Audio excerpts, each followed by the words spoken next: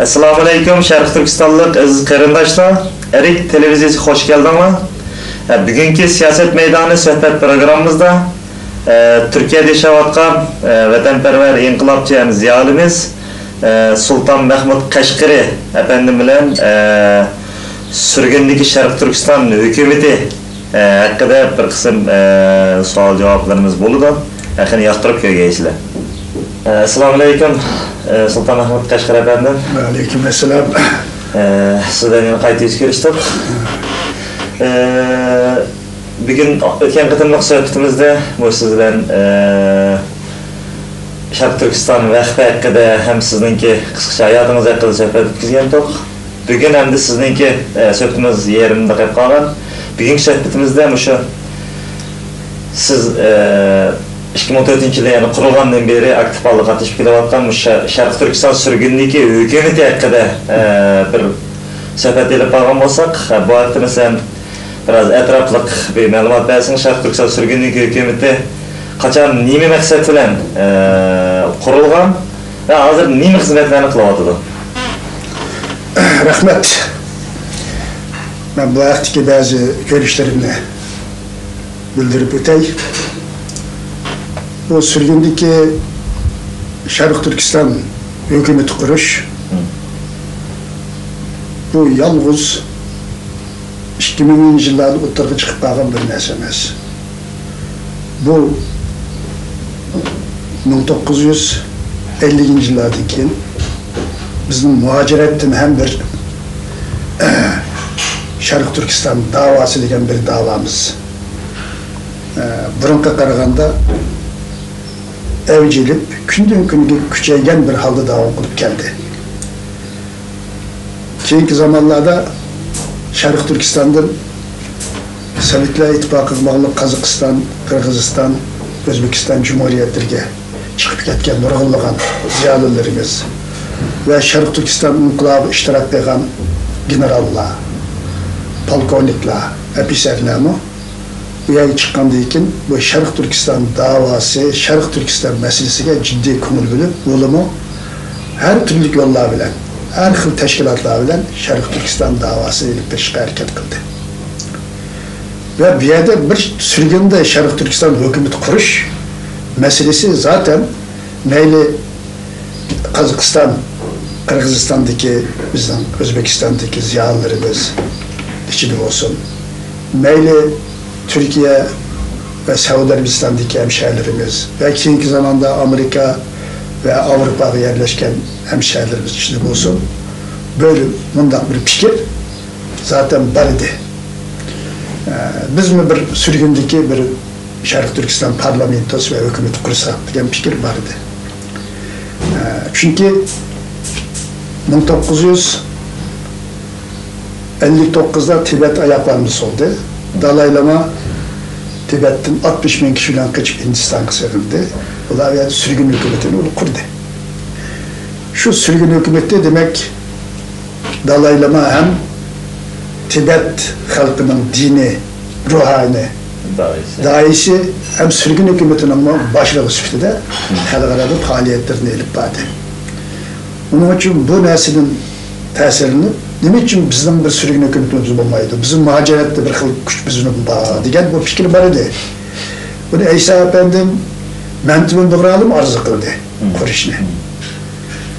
Kim bu Kazakistan'daki, Kırgızistan'daki, Özbekistan'daki bizden ziyalilerimiz, Sharq Turkiston inqilobga qatnashgan şu vaqtdagi yuqori mertebelik eski adamlarımızın bunu arzu kıldı. Bütün o vakitte bunun şer-şerait bulmadı. Bulmasının asası ne dersiniz? Şunu kurduğun bir memleket, bizde Kur'an. Biz bununla ne kılmayız? Kollaşmamız. Biz yani Xitay'ın itiraz biçimlerini biz korkmayız. Kur'an diyemedi. Bu hükümetin kurulduğun ornu, turduğun ornu, imkaniyeti bombagaçka bu kurulmaya kaldı. Mesela ben eskiden dersem 1992 yılı Almatı'da Yusufbek Muhlisi, ondaki şuradaki üç vilayet inkılabının polkovnikleri şöyle birleşip bunlar muhaciretteki Sharq Turkiston hükümeti kuruş tayyorlik komitesini kurdu. Onun nizamnamelerini hazırladı. Halkara alan kılan müracaatlarını hazırladı. Hayırlı kıldı. Türkiye'nin adı verdi. Türkiye'de İsa Efendim bilen görüştü. Şimdi Kazakistan'da mı bir şeyde bir hükümet kursak? Lakin Kazakistan yine müstakil olan devlet olgaçka, bununla bizim işimizni ağırtman degendek, onunla aktif pozisyon bildirmedi. Şunun bu meselede demek bir devlet, tamam bizni kursanız kuruyveren demegenlik için.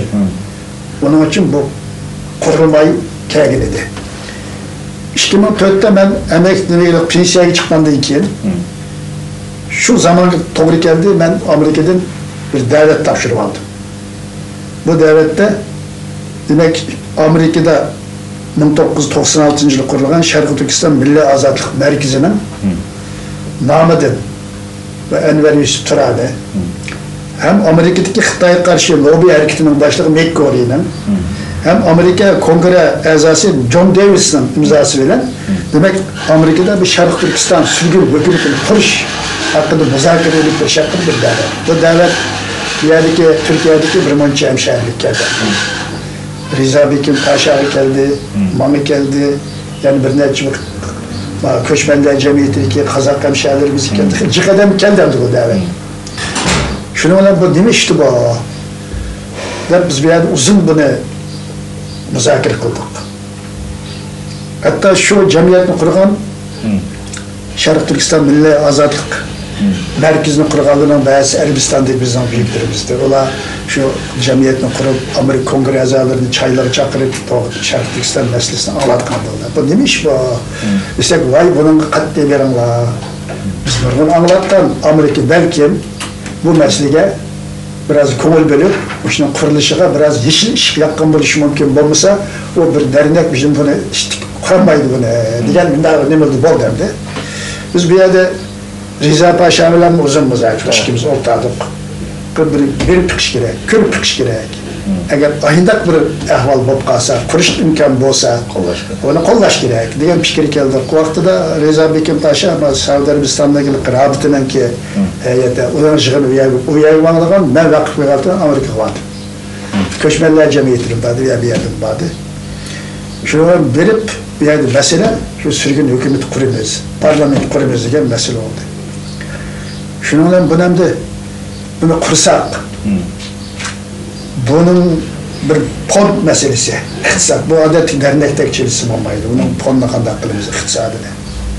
Onu deyken bu Amerika'da kursak, Amerika'dan biz gibi tepki olamdıkında olacak, hayır yok bu yer dedi. Hiç kandak buna da sıkıntı, böyle bizim ne bulduğundan tosal bulduğundan iş olmaydı dedi. Şu dünyada hem cemiyet taşlara çakırdı, hem davet ettik dedi. Ben aldı bilen sorunu, erkini alıp dikimde sordum. Onun bunu demiş aya kâgirdi 5. ayda. Aka bir sürgündeki bir parlamento hükümetini kuraylı desem anılmaz kısaldı. Aka Mıydavicinin kuraylı davetimiz ne deysem, kurs tıkan, kursla. Dep şimdi dedim ona ben devlet mi verdim dedi. Bu kendi doğru desem ben bilmeyim ben devlet mi verdim dedi. Ben miski verdim dedi. Diyen deyken bir yerden de biz bunu oynayışıp kandak kılıyız. Bu bir teyarlık yığını olsun mu? Yakını kurandık. Bu iki meselesi de uzun tartıştık. Hem de bir karısak cemiyetin mesela Köçmenler Cemiyeti'nin vekilleri var. Şarkı Türkistan Vakfı'nın vekilleri var. Avustralya Türkistan Cemiyeti'nin vekilleri var bu KGL'de. Onun deyken bu Nemen'inkin o, Şarkı Türkistan Dayanışma Derneği'nin vekilleri var. Hadi bir monca cemiyetinin mesela Şarkı Türkistan İnformasyon Merkezi, Celal Karakaşma telefon bilen ketildi, ketti bunu. Ben şunu açayım. Şimdi bir neçe cemiyet, dernekler, vakıflar bunun içinde temsilcileri var idi. Ne kılamayız? Yani deyken iki oldu. Birisi bu teyarlık yok, ikinci cihanda kuraylı. Yani ikinci fikir her işimi tonuğa inandı, sıkıdı yaptı diyen. Biz yani bir kurumuzda bu geçen bir şey özgürlük bunu kuramaya kalmaydı. Bu kuruldu bunu. Diyen fikir hakim oldu yani. Mehmet Aleyhisselam İslam dinine yalnız veybi gelgen, özü yalnız değil, iki oldu, üç oldu ki köpüyüp bütün dünya İslam dinini yaydı. Onun için sıkı dinimi kurmak lazım. Şimdi Bolu'da biz bir parlamento teşkil kıldık. Parlamento teşkil kılgandayken seçim bilen, hani Cumhurbaşkanı, Onun deyken bu hükümet terkibini biz saylan arkalık, avaz arkalık olduk. Şu vaxtıda Cumhurbaşkanı'nın 4 tane aday düştü. Onun için Ahmet Egenberdi'ye köpçülükün avazı kırak bunun doğru geldi.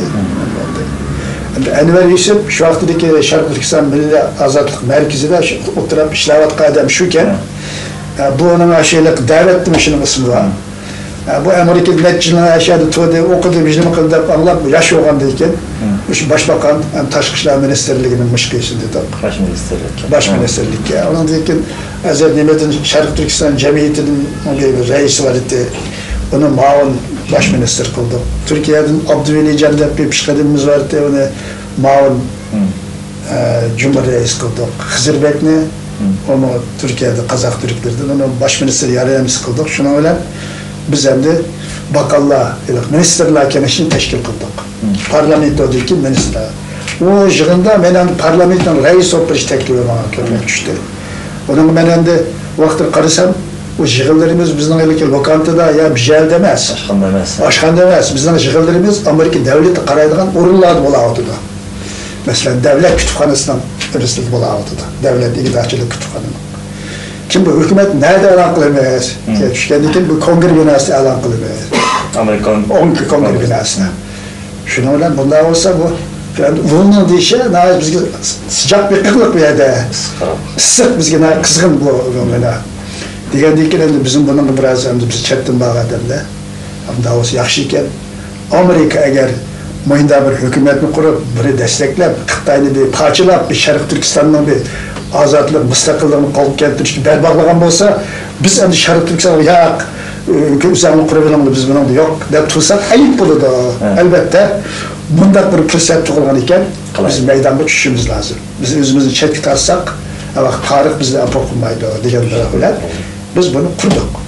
Kurgandan keyin şu zamanda bir fikir çıktı ve kongrede elan kıldığını yalgan eken kongrenin sekreteri telefon kısmında işten haberim yok depti gap takaldı. Uygurlarına için takaldı. Şunu olan derhal bu neme gap depti bakırsak ya çok maş kömür dolu dedi. Diyendek şu kongrede biz özümüzden kök bayrağımızı parlamentten içinde özümüzden bayraklarını isip hem Amerika'nın hem Xitay'ın muhbirinde Xitay'ın muhbirini çakırıp ya da biz hükümetine kongre binasına elan kıldık. Tenten öyle elan kıldık. Ve şöyle kurulgan diken Amerika'nın sesi degen İngilizce radyo bu hükümetten kurulganlığıyla elan kıldı. Ve Reuters ajansı, dünyanın birçok ajansları sürgün hükümetten kurulganlığı elan oldu. Türkiye'de evet biz anladık ki şu an Amerika turup anladık Türkiye'nin devlet kanalları, birinci kanal, ikinci kanal saat 5'i hükümetten kurulganlığından haber verdi. Bundan biz suyunduk. Ama suyunduk. Şunu bilen hükümet resmi kurulgan oldu. Biz hükümetin biraz asas kanunu bir kılık közden köçürdük. Sonra bunu tekrar közden köçürüp cemaatin fikrini ikinci yığını biz şu 11. ayınki 12 günü kılmakçıydık. Hep kep kılıp 11. ayından 20 toplandık Amerika'ya. 20'ye kadar biz Washington ötelede ikinci yığınımızı açtık. O yığında biz bu asas kanunu közden köçürüp tasdikladık. Ve Amerika böyle akbaratçılar kulübü'nün 27. kıtada biz şu anda bu ikinci yığının neticelerini muhbirlerini kütürdük. Bildirdik, elan kıldık. Güzel bir eyletlik. Bizim Uygur radyosunun biraz az da bir haber verdi. Lakin İngilizce haber kadar vermedi. Xitay'ın 20 aylık Uygur bağı çıkan haberçilik mi vermedi? Biraz onun sen nemerek verdi? O zamanda da Divagallah diyen şekilde. Yani Uygur torbetleri de buna haber hiç verilmedi deyiz. Verilmedi, yaxşı verilmedi. Yani biz buradan ama...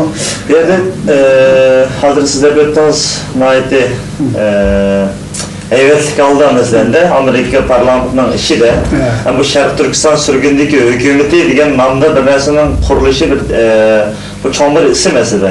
Ama hazır bütün emmeylerle ama şu sürgündeki hükümet ezalarından sonra da nait o çıkıp birle sualı vardı. Bu isim şundan çoğun. Nam şundan eyvetten ademlerin hali köp bunun arasında. Ama neyim için emeli hizmet ne? Halkımız görenmeyden bir yerde. Bazı size altı belki Uygur'daki mesela Erkan Şehir'de Katarlı torbetlerde haberleri verilmedi de mesela. Ama verildiğinden bir haber var mı mesela de işlengen hılvatlan hizmet var mı? Elbette işlengen hizmet, berildiğine haber var, yok emas. Mesela %100 toluk bulması mı haber var. Mesela biz her yılı yığın içi batımız biz. Toplanıp batımız. Şarkı Türkistan'da, dünyada boğa özgürlükler hakkında biz müzakere kılıp şu hakta bir bayanat elan kılabatımız. Hükümetin için terkimin özgürlüklerini elan kılabatımız. Çünkü bir xil tutmaydı, bazı çıkarıldı, bazı yana görev geldi. Ama bu haberlerimiz mi? Haber bu mu? Hükümetin çıktığı toplantısı falan yaptı, buldu, manda karar aldı, bu da haber. Ama bu vakta haberler verilmedi. Verilmedi. Yani son zamanlarda biraz keyik vakitlerde ben anlasam bu muhbirlarga sürgün hükümetine gepini kılmanla diyen talimat var iken. Öyle Asya Radyosu'dan. Onun için biz olduğumu kapamadık hem de. Çünkü oğlum fakat aşağıdan talimatı işleydiğin muhbirler. Ben onun aldıda biraz ne kıyamdı. Ben onun bazı bir şeyini soraydı. Sürgün hükümetine gepini kılmayı profesör doktor falan şey diyendiyken ben bu Asya Radyosu'na kademde dedim ki benim siyasi faaliyetlerimle haber kılan zaman sürgündeki Doğu Türkistan Millet Meclisi'nin reisi Sultan Mahmut Kaşgari demek lazım. Benim ilmi faaliyetlerime kadar haber verdiği zaman Profesör Doktor Sultan Mahmut Kaşgari isim. Ne için ben onda olsa ben vermeyeyim. Buna dedim. Ben röportaj kılmamla ben öğrendim. Hatta o Asya Radyosu'nun mesullerim Türkiye'ye geldi bir 3 yılını aldılar. Şu Asya Radyosu'nun başlığı bir Amerika vatandaşı Çinliyken bir hanımken Asya Radyosu ile Amerika'nın sesi ve Avrupa Radyosu 3 radyo var iken onun bir yönetim kurulu azası bir İngiliz ayar geldi. O vakti de ben bu sualını koydum. Biz bunu köşede kurmagandık dedim. Biz bunu şu Amerika'da kurgan, kongre binası elan kıygan, şu vakti Amerika'dan var bize bir kızgın bandat neme ekenligini biz için daha tuygandık dedim. Bu ikinci vakitte bunun hiçbir bunun faaliyetleri haber kılınmadı dedim. Bu ne için bu? Bizim Şarkı Türkistan halkının asas demesi bizim milli müstakillik. Biz kurultaylarımızda alan kararımız şu, 92. yıl kararımız şu, 99 Münih yığınının kararı şu, 2011'de Belgiya parlamentosunda, Belgiya'nın Brüksel'deki yığınımızın kararı şu, biz müstakillik. Endi bizga bu quruq avtonomiyaligdan 56-5 yil bo'lib qo'ygan. 55 yildan mana ko'ryapmiz hozirgacha bundan bizga hech bir xayr kelmadi. Yolg'on bu dunyoni aldaydigan bir narsa. Nima uchun bundan bizga xabar berilmaydi? Biz bu qirg'ab qo'shib ketgan bu Asya Radyosini deb qo'ysam, ular bunun biraz biz siyasetning ichiga bek kirmaymiz degan shaklda ochiq javob bermadi. Ochiq qanot javob bermadi. Kim Dolqun bilan biraz görüşüp kaldım ben. Dolqun Kamil birlikte geldi. Dolqun dedim bu demiş ki bizim vermeyiz. Ben azırak bir koygantıqlar falan. Hazır fakat yoqab ketdi. Sen ve cinim aka müstakillikni en qo'llaydigan adamdan birisi ben. Hem de şu azırak bergen bolsak mening g'ayratim bilan bo'ldi. Endi mening bu nima qildim? Mendan berning o'z aldimga ish qilishim mumkin emas dedim de. Kanuni çoğun organ. Tabii kanun çoğun organ. Senin dedim, dadam dedim bu Kasım Can Kamil Şulayet Şarkı İnkılabı'nın oyun yetekçilerinden biri. Dadanın oyumu hoş oldu desem, vay akam ben şunu kanda kılın dedi. Şunun ilkin demek ayında bir siyasette ayında bir bizim boğaz gerekler. Bizim bunu bek olabilen söyleyip ne kılmadık. Yani bir yerlik esas mesele şu. Sürgün hükümeti bu yani şundan bir teşkilat. Bu sürgün hükümetinin uçuk adresi bulmaydı. Sürgün hükümetinin bütün içki nesir devamlık kalığına değilmeydi bu. Çünkü bu sürgün bu. O yüzden memleket iktidardaki hükümet emez. Bugün mesela Tibet sürgün hükümetinin bazı vakit ismi çıkmışsa her gün sürgün hükümeti mandat kılavatı, o aklı var, kök kılavatı kündü yok. Dalayla bunun faaliyeti çıkarak verildi. Sürgün hükümetinin faaliyeti az verildi radyoda. Şu bazı vakit çıkıp kalırdı ismi. Yani bu sürgün hükümetinin bunda buluşunun sebebi dünyalık durgun devletinin elbette bu Xitay Halk Cumhuriyeti ile diplomatik münasebeti var. Ticari münasebetleri var. Her türlü iktisadi, siyasi münasebetleri var. Hem de keyinki vakitte bu Xitay biraz ekonomi cihet yükselip biraz kudret taptı. Onun dünyada belgilik nüfuzu var. Hazır çoğun devletlerinin katarı kirdi. Bundan avalası da Şarkı Türkistan davası hestajlık kıldıgan her kandak bir devlet uçuk destek verip radyolarda, televizyonlarda, matbuatlarda sürgün hükümetini teşvik kılıştan çekildi. Çekildi, ihtiyat kıldı. ehtiyat qildi. Bugun masalan shu Amerika shahrida biz qurdik.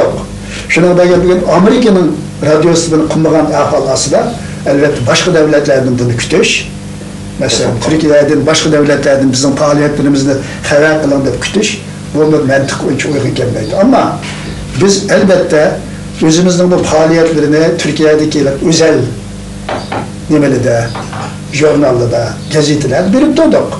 Mesela ikinci yığınımız, üçüncü yığınımız, karar, model verdik buna, kolumuzun kağıdına. Onu belki o Amerika'nın radyosu, yani Asya radyosu verme geçke, tabi adamlar şuna tanışaydı.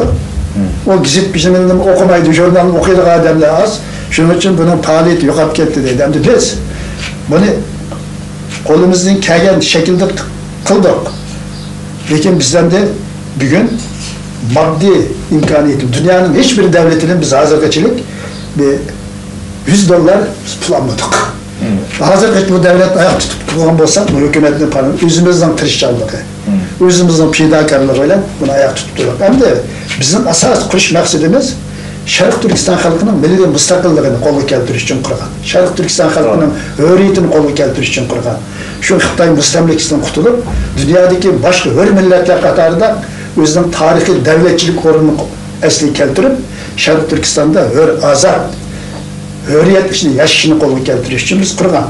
Bunun biz hiç kanda fidakarlıktan kaçmayız. Lakin dünyanın bugünkü vaziyeti, konjektörü de demek bu Xitay'dan biraz ihtiyat yüzsüdüm. Bu devletler uçuk destek verişten, biraz çekingenlikten hem maddi cihetten hem de. Onun için bizim faaliyetlerimizden tuyulmayı kılavatı da. Hem de bunu hem de kadar kılmaz. Hem de biz bu gayeyle kurduk. Bunu biz hiç zaman Amerika için kurup vermedik. Başka bir devlet, bir Şarkı Türkistan halkı için kurduk. Onun için biz bunu saklap kılış için biz özümüzün kolumuzdaki gayret kılıp saklap durvatımız. Şimdi karakterlik olsun bu hükümet tutsun. Davetimiz. Endi hazır nayt yaxshi bir gaplar bo'layotdi da. Hozir endi yana mening qisqa bir savoldan bir savolim chiqadi da endi. Men oldin qatimliq bir suhbatimizda hozirgi shu surgunlik hukumatning raisi bo'lgan İsmail Chingiz efendim bilan Elpalan suhbatda shunaqa bir gapni o'tirib qo'ydi. Bu Sharq Turkiston surgunlik hukumati albatta kichik qism emas. Biz bundan bir teşkilat yoki cemiyet yoki bir rahbar emas, bu bir hukumat nomida qurilayotgan narsa. Biz amaliy xizmat to'g'risini so'raganda shunaqa dedi endi. Biz bir bayroq ko'tarib, konsullarni berib, Sharq Turkistonga erkinlik deb o'tirishimizning o'rni yo'q. Biz ishga ishlarni nima qilayotganimizda buning hammani chiqarib qo'yolmaymiz, ammo qilayotgan ishimiz nurg'un. Masalan, ba'zi ministerlar bilan ko'rishayotganligini, tashqi ishlar ministri bilan ba'zi yerda suhbat bo'layotganligi haqida buna bir bilgilar berdi. Hozir nurg'un a'zolar bor endi, ko'payadi. Kanadada bo'lsin, Avstraliyada bo'lsin, Turkiyada bo'lsin, bu davlatlar biroz kuchli o'ringa elibdi. Endi bular amaliy xizmat shaklida nima qiladi endi? Nima qilyapti, ya'ni nima qilsa bo'ldi deb qaraysiz endi? Bu sürgün hükümetinin elbette uçuk faaliyetleri buludu, gizli faaliyetleri buludu. Bu doğru. Hemen talağa çıkıyor. Çünkü bu turvatkan devletlerinin kimi Xitay bilen boğan münasebetlerini nazar gelip onun zan yetkizişinin aldığını için devletlerle. Biz zan kilişinin aldığını için hükümet biraz hassas bununla. Mesela biz bugün Türkiye'de yaşarken olsak, Türkiye ile Xitayning münasebetlerden ciddileşip Aşkı kılmayırsanız optika yaman kirip kaldı da avaz. Eliyet sen taraf kısalttı. Avaz. Taraftarlık kirip kaldı. Mesela biz Türkiye'de yaşardık biz. Türkiye ile Xitay Halk Cumhuriyeti'nin diplomatik münasebeti var. İktisadi, ticari münasebetleri var. Hatta Türkiye Cumhuriyeti'ne Xitay'ına bakanda birbirinin toprak bütünlüğü saygılı oluş. Bizim iş kişileri anlaşmasıyla birbirini kollaş diyen şuna maddelerle birbirini tonagan. Bundan ahalası da biz hem münasebetimizin talağa çıkıp açıklığını kılıp Türkiye Cumhuriyeti'ne bu bir kıyınçlıkta kaldırış biz ihtiyaç. Dünyanın nerede olsa o hemmesi bu nazaret almak lazım. Ama şu var. Mesela biz matbuatlarda mesela 5 Temmuz vakası yani 5 Eylül vakası kadar böyle televizyonlara teklif kıldı. Bazı televizyonlar bir dikensiz sürgünlük parlamentonun reisisiz. Reis olarak bu vaka kandak reis. Bu şekilde. Kıldım ben sürgünlük parlamenton reis bunu değerlendirişim bu. Bu hafta baharım bu dedim. Ondan söyledim. Bəzən Şərq Türkistan vakfının reis vekili kendisi o söyledi. Ben onun bunu Ermeşhur vekili, reis vekili de bu söz kıldım. Yani matbuatta elbette ben parlamentonun reisi de benim gizit, jurnal, dergilerde belgen bayanatlarını bırakım. Çünkü özü sorulan yapma emez. Demin hüküm işi mümkün emez. Ben o bağımdaki ben bel bağla piştim. Kallını koltuk bilip ben parlamentonun reisi. Bu mesele karşımız bu. Xitayını tenkit kıldım, siyasetini tenkit kıldım, özümüzün göz kararlarını duyduk, özümüzün asası, hatta ne meselinin asası ayağını dedi, müstakillik dedim ben. Biz müstakillik isteyimiz. Müstakillik olmayı durup, Şarkı Türkistan'da insan hakları demokratinin kapaletke görüş mümkün emez. Çünkü tarihten beri bu oyunu cıkıyorduk. Kuruk vaadini cıkıyorduk. Ama emelgi aşmadı. Diyen şekilde ben bayanatlar verdim. Bu elbette şu sürgündeki hükümetinin ve parlamentonun bayanatı. Gizli televizyonda bu birin dışında. Onun için mesela başka cemiyetlerini biz namayiş, destekledik biz, kılınmadan. Ben çıktım o namayişlere. 1. Oktyabr namayiş Mağrib Derneği teşkil edildi. O derneğe namayiş, ben çıkıp meydandan aldırdım dedim. Yani ben hükümetten çek tutmayı demedim. Nam Mağrib Cemiyeti, Mağrib Hemkarlık Cemiyeti ben Ahmet Egen verdim, beraber çıktım. Biz onunla hükümetten azaldı bir neçe kişi katlaştık namayişe. Nutuk sözlülük konsulunun aldı da. Bu yani bizim hem de hükümet, sürgün hükümetinin namayişi diyen şekilde bombusu mu? Başka cemiyet, dernekle şu Türkiye'nin resmi kanununu mesela tesliklenen cemiyetlerinin sipili yeriyle bizim nutuklarımızı söyledik. Ahmet Egen ama öyle hadis ediyorsa vatanperver zat Ahmet Egen verdim katlaştı dedi. Beni vakitinin reis vekili Sultan Mahmut Efendi'me katlaştı. Bunu elan kıldı hem de. Bunda faaliyetlerimiz var. Yani biz hem neslin diganı olarak hem işimizi gizli tutmayımız, gizli tutaraçlarımız var. Görüşmeler burada hükümetin şeyleri falan. Ama uçuk şekilde kılınan hareketlerimizin bu yok emez. Hem de ikinci bu hükümetle bazıları bu iki hükümet toplanıp, üç hükümet toplandı da biz geplerini hazırgıç taktılar. Buna ait hata. Hükümet bir. Hazırgıçça bu hükümetin kurulup ötkeniga hazır 6. yıl oldu. 6 yıldan beri bir hükümet var. Çünkü hükümetin ki bu baş ministri olan Enver Yusuf Turani 2005 yılda biraz hadisi bilen boğan, acisi bilen boğan maceralarını internete taşıp, internette elan kılıp, birbiriyle sert hakaretlerini kılıp, bu hükümetke inavetine büyük tesir etkizdi. Onun için biz Enver'ini çakırdık. Türkiye'de bulunan jığını çakırdık. Lakin bunu Şehirden Kırgızmedi. Biz Kırgızgan basa onun kulakını çekip ne mi kılavat sen de hem hadisini hem onunla biz bu hesabını alıp tukulunga. Ona bu tekişlik yoruzunun tap bunda kısam bulmayı demek çeydi. Kırgızmaya kalktı. Ama aciz geldi. Onun biz bir yerde bir mançı fikirlerimizle beğendik. Hatta onu aslında onu ikinci vaktı Enver Yusuf insan haklarının mesul devlet ministeri olsun da tırvağını etti 2004 ikinci yılında. Onu bazıları anlamakımız Haydar'ın anam bol, dadam bol, yardımcı olun bol, bek tırvağaşka bir baş ministerinin teklimi red kılmayla boğan. Bu yılında biz bunu bu ministerlikle taşıdık hadisine. Enver'ini şuna deyin uzun tartıştığı için hükümet köp ziyan belgelik için, hükümetin inav tökellik için biz baş ministerlikten 2005. yılda taşındık. 7. ayda kararı bilen hükümetin bütün azalı parlament kararı taşındı. 2005'in 7. ayda bu ilip taşlandığı için bu endin özü yalgan bir sanal bir hükümette bu yok ameliyat adamından yok adamın ismini yazıp birinin elan kıldı üzerine internet sayfası da. Ona bir reddiye verdik. Çünkü bir yerden bütün hükümet azaları, parlament azaları senin onda nişanını biz tanımayız. Bizim de kriz var diken. Biz baş hükümetin içinde senin hükümetinde biz yok. Senin tanımayımızda red verildi. Ki yani bir ettim ki yani bir şeyine elan kılıp yani bir hükümette bir şey yok isimle o için bu için yok hayat yok adamın ismini kıldı. Biz onun agalandı şu adık bunu kılma. Bunu kılıp sıkınçılık kılmadı. Çünkü onun şu hatalıkını sadır kılgandan keyin sen bu baş ministerlikке layık iş kılmadın. Baş minister yardımcılık ikisini koyumuz. Baş ministerini başkadan verimiz desek bu onu kabul kılmadı. Kabul kılmagandan keyin biz tamamen onun vazifelerini parlament kılgan edi bu. Şu jarayonda işketi maydayalıqı böyle hiyali hükümetini elan kılıp hükümetinin nimesiga biraz buzg'unchilik qildi. Ammo onun bir faoliyati, bijimiz yok. Bomba şu. Keyin o'zi mening bir bir boshqalar sap qo'yapti deb buni tenib oldi o.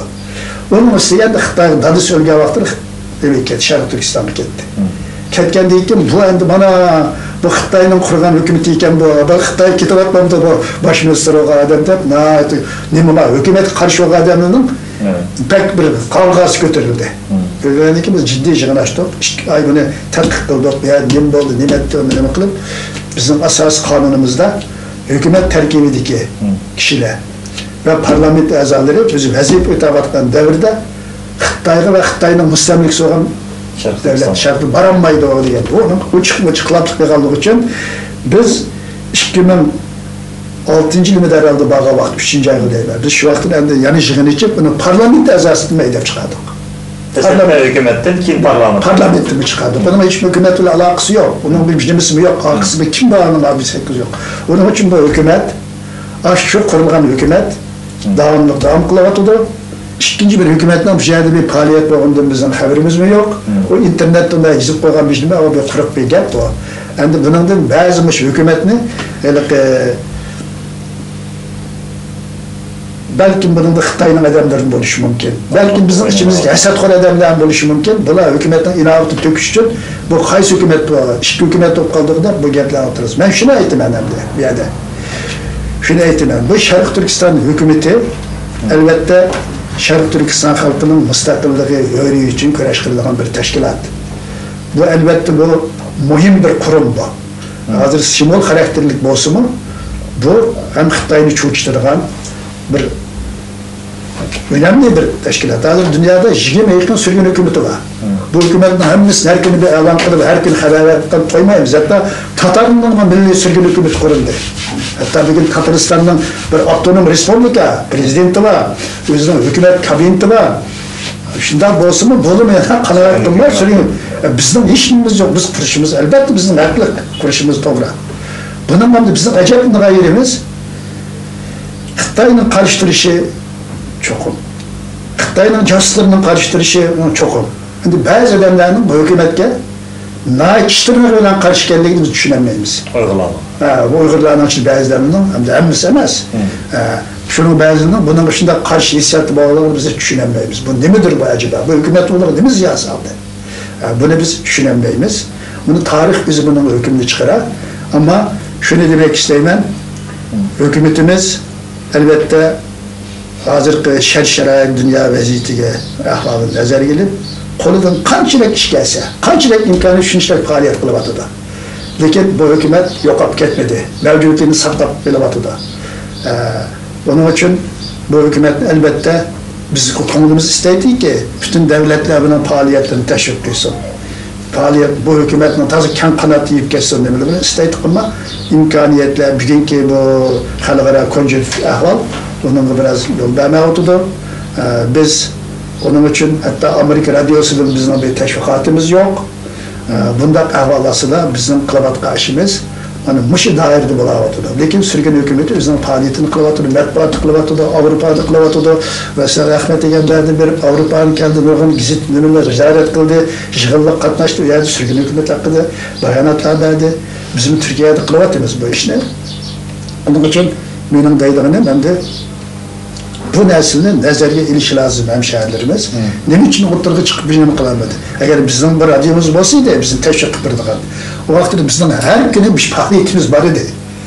Uni qilmagandan keyin tashviq qilmanglar degandan keyin o'g'limlar, muxbirlarning imkoniyati yo'q. Onun için bu narsalar radyoda